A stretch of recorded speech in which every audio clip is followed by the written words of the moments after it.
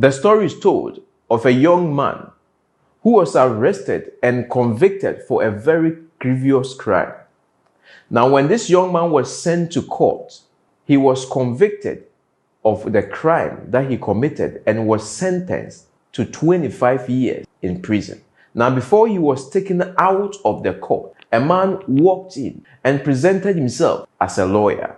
The man begged the judge that they should look at the case again, and the judge agreed, and a date was fixed again. When the date came, they went to court once again, and this new lawyer who came out of nowhere won the case, and the 25-year jail sentence was slashed to 0.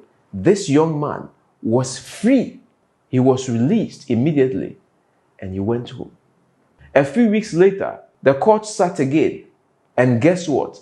This same young man has gone out to commit another crime, and he has been caught and brought back to the court.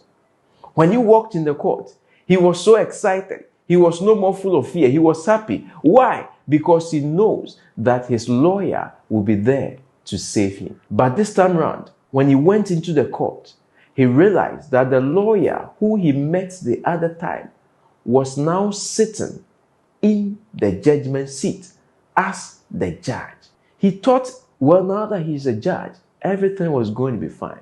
So he quickly went to him and said, I have come again. I know you are going to help me just as you helped me the other time. But this time around, this man looked at him and said, the other day you came here, I was your lawyer.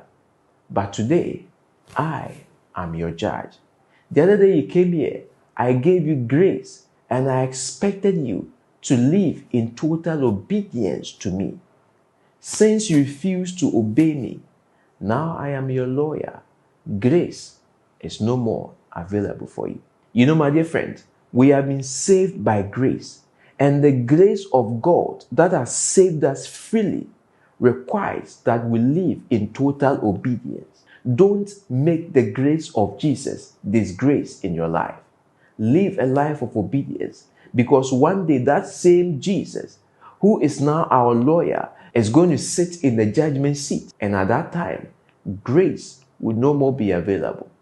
The choice is yours. Would you accept the grace and live in perfect obedience? If you do that, you will pass the judgment of God, and you will be with Him in His kingdom above.